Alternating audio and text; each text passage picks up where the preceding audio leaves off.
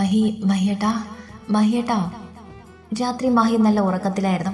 ആ സമയമാണ് ഗൗരിയുടെ വിളി കേട്ടത്. ആ ഒരൊറ്റ വിളിയിൽ തന്നെ മഹി പെടഞ്ഞെണീറ്റു. ഗൗരി, മോളെ എന്താടാ? മഹിയുടെ ശബ്ദം പോലും വിറച്ചു. എനിക്ക് ഇവിടെ വേദനിക്കുന്ന മഹിയേട്ടാ. മഹിയുടെ കൈ പിടിച്ച് വയറോട് ചേർത്ത് ഗൗരി. പേടിക്കല മോളെ, കുഞ്ഞുങ്ങൾ വരാനുള്ള സമയമായടാ. അതാ നമുക്കിപ്പോൾ ഹോസ്പിറ്റലിൽ പോവാം കേട്ടോ. ഗൗരിയും ചേർത്ത് പിടിച്ച് നെറുകിൽ ചുണ്ട് ചേർത്ത് പറഞ്ഞിട്ട് മഹി വേഗം ഫോൺ എടുത്ത് മിനിയെ വിളിച്ചു. വേഗം തന്നെ ശംഭുവും മിനിയും ഗൗരിയും മഹിയും ഹോസ്പിറ്റലിലേക്ക് തിരിച്ചു. മഹാദേവന് വൈകിട്ട് മുതൽ ചെറിയൊരു പനിയുള്ളതിനാൽ സൗമ്യയ്ക്കും കുട്ടികൾക്കും കൂട്ടിന് വീട്ടിൽ നിന്നു. ഇതിനിടയിൽ മഹാദേവൻ വിളിച്ചു പറഞ്ഞിട്ട് അരുണും ഡെറിയും ബീനയും ഹോസ്പിറ്റലിൽ എത്തിച്ചേർന്നു. ഗൗരിയെ അവിടെ എത്തിയുടൻ തന്നെ ലേബർ റൂമിലേക്ക് കയറും മുൻപ് മഹി അവളുടെ മുഖം നെഞ്ചോട് ചേർത്ത് തെരുതരെ മുത്തി. നമ്മുടെ മക്കളെയും കൊണ്ട് എൻ്റെ ഗൗരി വരുന്നതിന് കാത്ത് മഹിയേട്ടൻ ഇവിടെ തന്നെ ഇരിക്കും കേട്ടോ, പേടിക്കാതെ പോയിട്ട് വാ. വീണ്ടും ആ നെറുകിൽ നിറം വീഴ്ചയോടെ ഒന്നുമ്മ വെച്ച് പിന്നിലേക്ക് മാറി തിരിഞ്ഞ് ശംഭുവിൻ്റെ തൊഴിൽ മുഖം ചേർത്ത് വിതുമ്പി മഹി. ചേട്ടായി, എൻ്റെ മഹിയേട്ടൻ നോക്കിക്കൊള്ളേ, ആകെ വിഷമിച്ചാണ് നിൽക്കുന്നത്. തൻ്റെ കയ്യിൽ പിടിച്ചു നിൽക്കുന്ന അരുണിനോടായി ഗൗരി പറഞ്ഞു. ചേട്ടയുടെ മോള് പോയി വാ, ഞാൻ നോക്കിക്കൊള്ളാം അളിയനെ. മോളിക്കൊണ്ട് ഗൗരി മിനിയെയും ബീനയും നോക്കി ഇരുവരും അവളെ തലോടി. ഗൗരി എല്ലാവരെയും നോക്കി ചിരിച്ചുണ്ട് ലേബർ റൂമിനുള്ളിലേക്ക് നേഴ്സിനൊപ്പം കയറിപ്പോയി. നീങ്ങനെ വിഷമിക്കില്ലേ മഹി, ഇത് ഒഴിവാക്കാൻ പറ്റാത്തതല്ലോ. എനിക്കറിയാം, എന്നാലും എൻ്റെ കൊച്ചു പ്രാണൻ പറഞ്ഞു പോകുന്ന വേദനയിലട സഹിക്കാണത്. ഓരോന്നോർക്കെ മഹിക്ക് സഹിക്കാൻ കഴിയുന്നുണ്ടായിരുന്നില്ല. സമയം കടന്നു പോയിക്കൊണ്ടിരുന്നു. ഒന്നിനും നടന്നും ഒരു തുള്ളി വെള്ളം പോലും കുടിക്കാതെ മഹി സമയം പോക്കി. ആ ലേബർ റൂമിൻ്റെ വാതിൽ ഓരോ വട്ടം തുറന്നടയുമ്പോഴും ആകാംക്ഷയോടെ എല്ലാവരും അങ്ങോട്ട് നോക്കും. മഹിപ്പാ, ഗൗരിയമ്മയും വാവകളും വന്നോ? ഒരു അലർച്ചയോട് ഓടി വന്ന് ആദ്യം മഹിയുടെ വയറിലൂടെ ചുറ്റിപ്പിടിച്ചു. ഇല്ലടാ, ഇപ്പം വരും, മോൻ അവിടെ ഇരുന്നോ. അരുണിനരികിൽ ഒഴിഞ്ഞു കിടന്ന് കസേര ചൂണ്ടിക്കാണിച്ച് മഹി പറഞ്ഞു. ഇല്ല, ഞാൻ ഇവിടെ നിന്നോളാം. ആദ്യം മഹാദേവനും കുഞ്ഞാറ്റയും സൗമ്യയും കൂടെയാണ് വന്നത്. പെട്ടെന്നാണ് ലേബർ റൂമിൻ്റെ വാതിൽ തുറന്നൊരു മാലാക പുറത്തേക്ക് വന്നത്. ഗൗരിയുടെ ആൾക്കാർ ആരാ? ഞാൻ അവർ ചോദിച്ച തീരുമാനം മഹി മറുപടി പറഞ്ഞു കഴിഞ്ഞിരുന്നു. ഗൗരിയുടെ ഡെലിവറി കഴിഞ്ഞു കേട്ടോ, കുഞ്ഞുങ്ങളെ ഇപ്പം കൊണ്ടുവരും. അവർ പറഞ്ഞു നിൽക്കെ തന്നെ വെള്ള ഉടുപ്പിട്ട 2 മാലാകമാർ പിങ്ക് ടവൽ പൊതിഞ്ഞ് 2 കുരുന്നുങ്ങളെ പുറത്തേക്ക് കൊണ്ടുവന്നു. എൻ്റെ ഗൗരി, ഒരു വിങ്ങിനോട മഹി അവരെ നോക്കി ചോദിച്ചു. കുഞ്ഞുങ്ങളെ പോലും ഒന്നും നോക്കാതെ തൻ്റെ പ്രാണനെ പറ്റി ചോദിക്കുന്നവനെ കാണി ആ മാലാകന്മാരെ പുഞ്ചിരിച്ചു. ഇപ്പം മയക്കത്തിലാണ്, കുറച്ച് കഴിഞ്ഞ് റൂമിലേക്ക് മാറ്റും. ഇതാ മക്കളെ പിടിച്ചോ, പെൺകുട്ടികളാണ് കേട്ടോ. 2 ആളും ദാ ഈ സുഖമായി ഉറങ്ങുന്ന ആളാണ് കേട്ടോ, ഇളയത്. ഹയ്യ ഹയ്യ, എൻ്റെ മകനെയും തുമ്പയും കണ്ടോ, ഞാൻ പറഞ്ഞില്ലേ. അപ്പോൾ എന്നെ കളിയാക്കി എല്ലാവരും ആദ്യം തുള്ളിച്ചാടി. ഒരാളെ മഹിയും ഉറങ്ങുന്ന ആളെ മിനിയും വാങ്ങിച്ചു. മഹിയുടെ കണ്ണുകൾ തുളുമ്പി. ഈ പ്രായത്തിൽ 38-ാം വയസ്സിൽ അച്ഛനായിരിക്കുന്ന നിറമീഴ്ചയോടെ തൻ്റെ കയ്യിലിരിക്കുന്ന കൺമണിയെ നെഞ്ചോട് ചേർത്ത് കവളിൽ ഒന്ന് മുത്തി മഹി. പിന്നെ ആദ്യം നോക്കി. അവന് മരികിൽ താഴ്ന്ന് മോളെ അവനെ കാണിച്ചു. ആദ്യേട്ടൻ്റെ മൈനെ. ഇളം റോസ് നിറമുള്ള വീർത്ത കുഞ്ഞിക്കവളിൽ തലോടി ആദ്യ വിളിച്ചു. തുറന്നിരുന്ന പളുങ്ക് പോലുള്ള കണന്ന് ചുരുങ്ങി കുഞ്ഞിപ്പെണ്ണ് മൂക്കിന് തുമ്പിൽ ഒരു കുഞ്ഞു മറുകുള്ള സുന്ദരി ആദ്യയുടെ മൈനയെയും മഹാദേവന്റെ കയ്യിലേക്ക് വെച്ചു കൊടുത്തിട്ട് മഹി മീനിയുടെ കയ്യിലിരുന്ന കുരുന്നിനെ കൈ നീട്ടി വാങ്ങി. നോക്കിക്ക് അതേ. മഹി ആ കുരുന്നിനെയും ആദ്യയുടെ നേരെ നീട്ടി. ആ കുഞ്ഞു മുഖത്ത് കണ്ണെടുക്കാതെ ആദ്യം നോക്കി. അവനെ നെഞ്ചു വല്ലാതെ മിടിച്ചു. എൻ്റെ തുമ്പ ശരിക്കും പഞ്ഞിമിഠായി പോലെയുണ്ട് അല്ല മഹിപ്പാ? അവളുടെ നെറുകിൽ ആദ്യ ചുണ്ട് ചേർത്ത് പറഞ്ഞു. മൂളിക്കൊണ്ട് മഹി മോളെ നെഞ്ചിൽ ചേർത്ത് മുത്തി. മതി കേട്ടോ, അമ്മയും കുഞ്ഞുങ്ങളെയും ഇനി ഒരുമിച്ച് റൂമിൽ കാണാം. ഇരുവരെയും എല്ലാവരെയും നോക്കും കണ്ടതും മാലാകന്മാര് വാങ്ങിക്കൊണ്ടുപോയി. കുഞ്ഞുങ്ങളെ കൊണ്ടുപോയതരെ എല്ലാവരുടെയും മുഖം വാങ്ങി. പിന്നെ ഗൗരിയെയും മക്കളെയും റൂമിൽ കൊണ്ടുവരുന്നതും കാത്തിരിപ്പായി. ഇതിനിടയിൽ തേവരക്കിൽ നിന്നും ബാക്കിയുള്ളവരും അലീനയും സിബിനും ഒക്കെ എത്തി. ഇത്തിരിയോടെ നേരത്തെ വന്നെങ്കിൽ എൻ്റെ സുന്ദരിമണികളെ കാണായിരുന്നു അല്ല സ്വാമിജി? അലീനയ്ക്ക് വിഷമം അടക്കാനാവാതെ സൗമ്യയോട് ചോദിച്ചു. ഇപ്പം റൂമിൽ കൊണ്ടുവരും, പിന്നെ കാണാലോ, നിന്ന് സമാധാനപ്പെട്. സൗമ്യ പറഞ്ഞതിന് അലീനയൊന്നും മോളി. പിന്നെയും 1 മണിക്കൂറോളം കഴിഞ്ഞിട്ടാണ് ഗൗരിയും കുട്ടികളെയും റൂമിലേക്ക് മാറ്റിയത്. അപ്പോഴേക്കും രാത്രി വന്നവരൊക്കെ ഫ്രഷായി വേഷവും മാറ്റി കാത്തിരിക്കുകയായിരുന്നു. റൂമിൽ കൊണ്ടുവന്നതും പിന്നെ ഗൗരിയെയും കുട്ടികളെയും കണ്ട് കൂതി തീരാതെ എല്ലാവരും അവർക്കും ചുറ്റിലുമായിരുന്നു. ഇടയ്ക്കിടെ ഗൗരിയുടെ കണ്ണുകൾ മഹിയെ തേടി ചെല്ലും, തിരിച്ചും അതുപോലെ തന്നെ. അപ്പോഴൊക്കെ അവൻ അവളെ നോക്കി കണ്ണു ചിമ്മും. അതെ, ഇന്നലെ ഇറങ്ങിയതല്ലേ ഞാൻ. സൗമ്യ, നമുക്കിറങ്ങാം, ഇനിയിപ്പോൾ ഡോക്ടർ വരാൻ സമയമായി. എല്ലാവരും കൂടെ നിന്നാൽ വഴക്ക് പറയും, നമുക്ക് പോവാം. മാമ, വൈകിട്ട് വരാം. ഒടുവിൽ ശംഭു തന്നെ മുൻകൈ എടുത്ത് മഹാദേവനോട് പറഞ്ഞു. ഒടുവിൽ ആരോടും വല്ലിപ്പച്ചനും ഡെറിക്കും നിതയും ഒക്കെ ഒരുമിച്ച് ഇറങ്ങി. പിന്നാലെ സിബച്ചനും അലീനയും. പോയിട്ട് വരാടി. പോകും മുൻപ് ഗൗരിയുടെ കവളിൽ ഉമ്മ വെച്ച് അലീന പറഞ്ഞു. ഗൗരി മോളി. എല്ലാവരും പോയതോടെ ബീനയും മിനിയും മഹിയും ആദ്യമായി റൂമിനുള്ളിൽ. ഗൗരിമാ. മൈന ആരാന്ന് അറിയോ? ഗൗരിയുടെ കവളിൽ ചുണ്ടു ചേർത്ത് ഉമ്മ വെച്ചുകൊണ്ട് ആദ്യം ചോദിച്ചു. ഇല്ലല്ലോ. ദേ മൂക്കിൽ ഒരു കുഞ്ഞു മറകിലെ ആ ചുന്തിരിപ്പണ്ണാണ് എൻ്റെ ചങ്ക് മൈന. അവൻ്റെ പറച്ചിൽ കേൾക്കെ ബീനയും മിനിയും ചിരിച്ചുപോയി. ഇപ്പോഴേ ചങ്കം കരളുമൊക്കെ ആയോടാ. അവനും ചേർച്ച് പിടിച്ച് ഗൗരി കിടന്ന ബെഡിൽ അരികിൽ കിടന്ന സ്റ്റൂളിലിരുന്ന് മഹി. പിന്നെ ഇതിൻ്റെ തുമ്പപ്പൂവ്.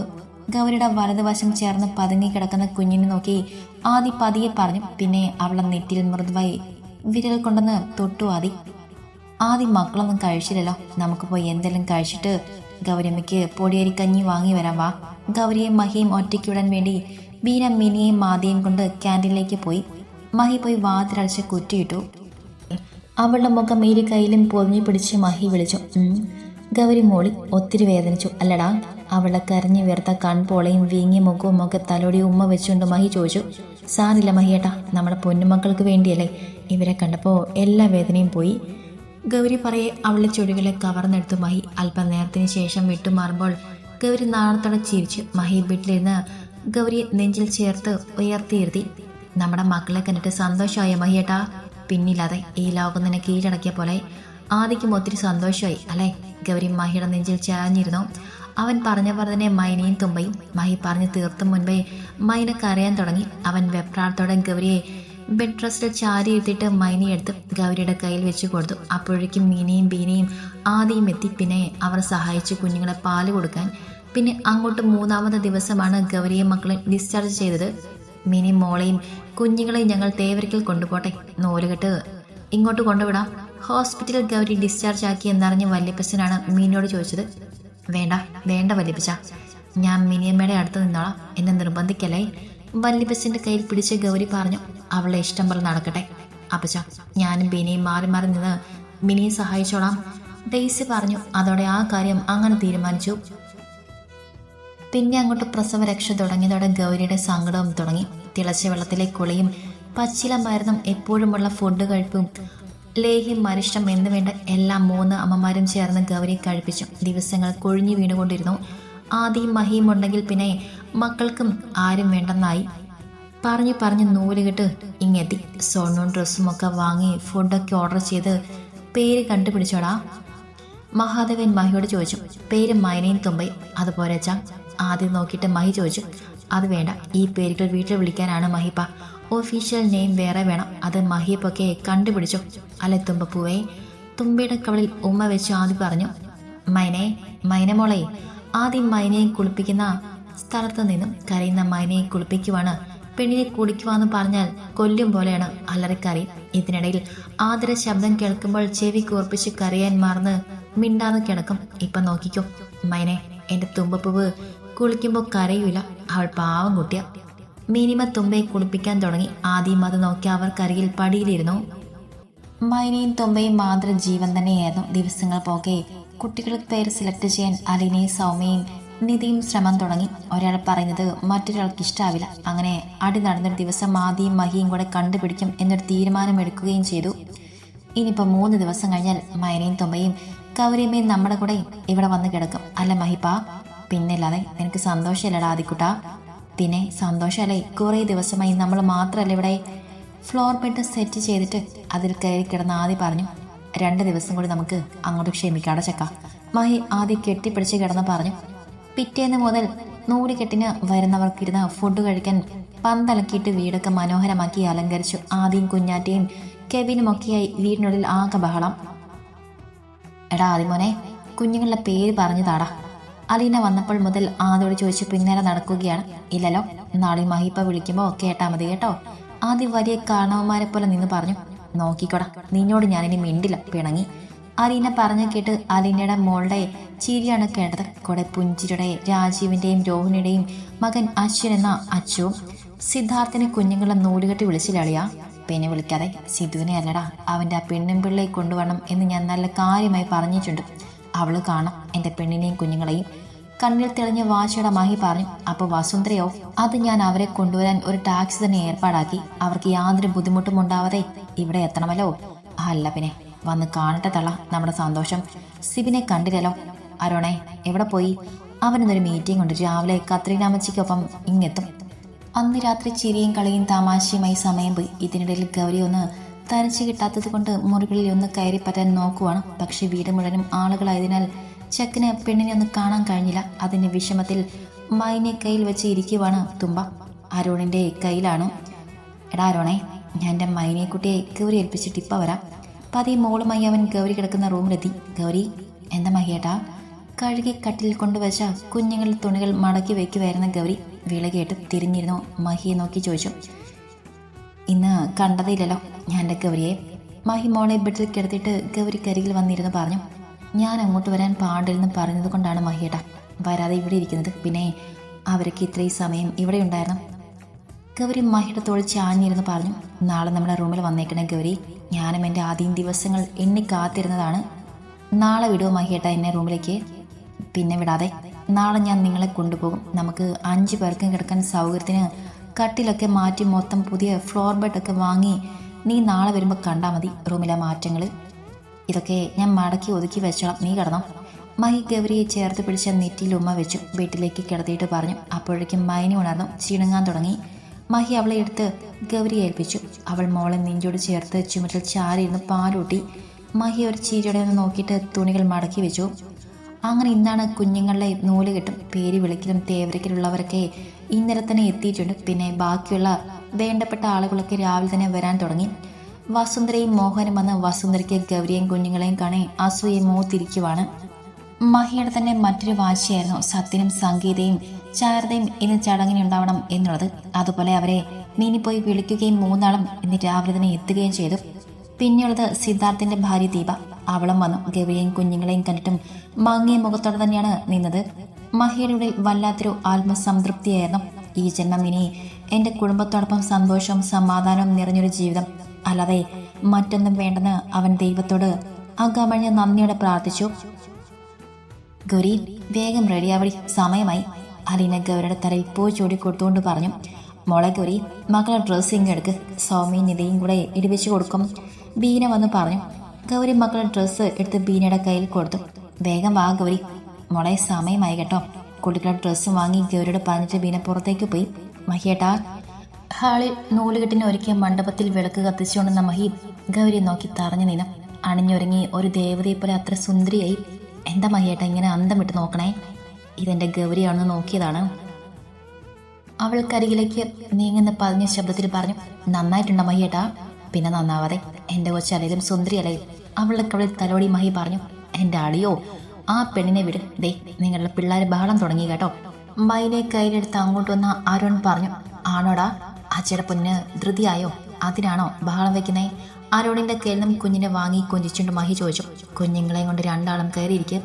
ഒരു താളത്തിൽ അരിയിട്ട് അതിൽ അരഞ്ഞാണവും കാൽത്തളയും കരിവളയും കാത്ത ചരടും മാലയും ഒക്കെ വെച്ചിരുന്നു. പിന്നെ മഹിയും ഗൗരിയും മക്കളെയും കൊണ്ട് അങ്ങോട്ടിരുന്നു. ആദി എവിടെ? ആദി. ഗൗരി വിളിച്ചത് മാതി ഓടി വന്ന് അവർക്കരികിലിരുന്നു. പിന്നെ ആചാരമനുസരിച്ച് കറുത്ത ചരട് കെട്ടി അരഞ്ഞാണം വിട്ടു, കാൽത്തളയും വിട്ടു. പിന്നെയാണ് പേര് വിളിക്കാൻ തുടങ്ങിയത്. മൈനിയാണ് ആദ്യം പേര് വിളിച്ചത്. ഇടത് കാതിൽ വെറ്റില വെച്ച് മൂടിയിട്ട് വലത് കാതിൽ ചുണ്ട് ചേർത്ത മഹി വിളിച്ചു. രുദ്രലക്ഷ്മി. ഇടത് കാതിലും അതുപോലെ പേര് വിളിച്ചതും പെണ്ണ് പിടഞ്ഞുകൊണ്ട് അലറി കരഞ്ഞു. എൻ്റെ മഹി, ഇവള് വാശിക്കാരിയാണെന്ന് തോന്നലോ, ശംഭു ചീരിയോടെ പറഞ്ഞു. ഗൗരി മൈനെ കയ്യിലേക്ക് വാങ്ങിയതും മഹി തുമ്പയെ വാങ്ങി. അതുപോലെ തന്നെ ചെവിയിൽ ചുണ്ട് ചേർത്ത് പേര് വിളിച്ചു. ഭദ്രലക്ഷ്മി. പിന്നെ എല്ലാവരും കിളക്കി ഉറക്ക പേര് പറഞ്ഞു. മൈന രുദ്രലക്ഷ്മി, തുമ്പ ഭദ്രലക്ഷ്മി. എല്ലാവരും പേര് ഇഷ്ടപ്പെട്ട പോലെ ക്ലാപ്പ് ചെയ്ത് സന്തോഷം പ്രകടിപ്പിച്ചു. പിന്നെ സമ്മാനങ്ങൾ ഇഷ്ടം പോലെ 2 ആൾക്കും കിട്ടി. സ്വർണമായും ഡ്രസ്സുകളായും ഒക്കെയും ഇഷ്ടം പോലെ ഉണ്ടായിരുന്നു. ആ രാത്രിയും ചിരിയും കളിയും തമാശയുമായി കടന്നുപോയി. എന്തിനാ ആദ്യേട്ടൻ്റെ മൈനക്കുട്ടി കരയുന്നത്? തുമ്പയെ നെഞ്ചിൽ കിടത്തി അടുത്ത പായിൽ കിടന്ന് വിതുമ്പുന്ന മൈനയുടെ കവിൾ തലോടി ആദ്യ ചോദിച്ചു. അപ്പോഴും അവനെ നോക്കി വിതുമ്പി. മൈന, നിനക്ക് ഇങ്ങനെ കിടക്കാനാണോടി കള്ളിപ്പണ കള്ളക്കരച്ചിൽ? തുമ്പയെ പായിലെടുത്ത് കിടത്തി മൈനയെടുത്ത് തുമ്പയെ കിടത്തിയിരുന്നത് പോലെ കിടത്തി ആദി. അതോടെ കരച്ചിൽ നിർത്തി. ആദി കൂർപ്പിച്ച് നോക്കി. മൈന, നീ എന്തിനാടി എന്നെ നോക്കി പഠിപ്പിക്കുന്നേ? എൻ്റെ തുമ്പയെ നോക്കി, എന്ത് പാവമാണെന്ന്. ആദ്യം മൈനെ നോക്കി കണ്ണു ഒട്ടിട്ട് തുമ്പയെ നോക്കി. ഒരു വശം ചെരിഞ്ഞു കിടന്ന ആദ്യം മൈനയും നോക്കി ചിരിക്കുന്ന തുമ്പയെ കണി ആദ്യയുടെ ഹൃദയം വല്ലാതെ മിടിച്ചുകൊണ്ടിരുന്നു. രണ്ടിനും പ്രായം 10 മാസമായി മൈനെ പോലെയല്ല തുമ്പ. എല്ലാ കാര്യങ്ങളും അവൾ പതിയാണ് ചെയ്യുന്നത്. കമിഴ്ന്നതും ചിരിച്ചതുമൊക്കെ മൈനയ്ക്ക് ശേഷമാണ്. എന്തിനും മൈന വാശി പിടിച്ച് കരഞ്ഞ് സാധിക്കാൻ മിടുക്കുണ്ട്. എന്നാൽ തുമ്പ അങ്ങനെ വഴക്കൊന്നുമില്ല. വയ്യാതെ വന്നാൽ രണ്ടാൾക്കും ഒരുമിച്ച് വയ്യാതെ വരും. മൈനയ്ക്ക് വാശിയുണ്ടെങ്കിലും തുമ്പ കരഞ്ഞാൽ അപ്പം കൂടെ കരയും മൈന. ആദിയെ കണ്ടാൽ രണ്ടാളും തുള്ളാൻ തുടങ്ങും. പിന്നെ അവൻ എടുത്തുകൊണ്ട് നടക്കണം. കിടക്കുന്നതും ആദിക്കടുത്ത് തന്നെ വേണം. ഇന്ന് മൈനയ്ക്ക് വാശിയാണ്. പാല് കുടിച്ചു കഴിഞ്ഞാൽ മഹി അടുത്ത് കിടത്തി തട്ടിക്കൊടുക്കും. ഒരു ഉറക്കം കഴിഞ്ഞാൽ ആ നിമിഷം മാതിര നെഞ്ചിൽ പാഞ്ഞു കയറും മൈന. എന്നാൽ തുമ്പയ്ക്ക് അവൻ്റെ അടുത്ത് കിടന്നാൽ മതി. പിന്നെ പിണക്കമൊന്നുമില്ല. അങ്ങനെ തന്നെ കിടന്നുറങ്ങും. ആദിമോനെ മൈനെ നെഞ്ചിൽ കിടത്തി ഉറക്കി അവൻ്റെ അടുത്ത് പറ്റിച്ചേർന്ന് തുമ്പൈ സുഖമായി ഉറങ്ങുന്നിടത്ത് വന്ന് ഗൗരി വിളിക്കുവാണ്. ഈ പിള്ളേർ രണ്ടും കൂടെ എൻ്റെ കൊച്ചിനെ ഒന്ന് നേരെ കിടന്നുറങ്ങാൻ പോലും സമ്മതിക്കുന്നില്ല മഹിയേട്ടാ. മൈനെ ആതിര നെഞ്ചിൽ നിന്നും എടുത്ത് മാറ്റിക്കൊണ്ട് ഗൗരി മഹിയോട് പറഞ്ഞു. അവർക്ക് അവന് ജീവനാണ് ഗൗരി. അവനും അതെ. നീ കാണുന്നില്ലേ, നമ്മൾ കൂടെ ഇല്ലെങ്കിലും അവൻ നിന്നോളും. പക്ഷേ കൂടെ ആദി വേണമെന്ന് മാത്രം. മഹി അഭിമാനത്തോടെ പറഞ്ഞിട്ട് ആദിക്കരികിൽ കിടന്നു അവനെ ചേർത്ത് പിടിച്ച് നെറുകയിൽ മൊത്തി. മഹിപ്പാ ഉറക്കത്തിലും ആദി മഹിയെ ചുറ്റിപ്പിടിച്ച് വിളിച്ചു. മഹിയും ഗൗരിയും ആദിയും തുമ്പയും മൈനയും താഴെ വിരിച്ച ബെഡിലും പായലുമായി ആ രാത്രി സുഖമായി ഉറങ്ങി.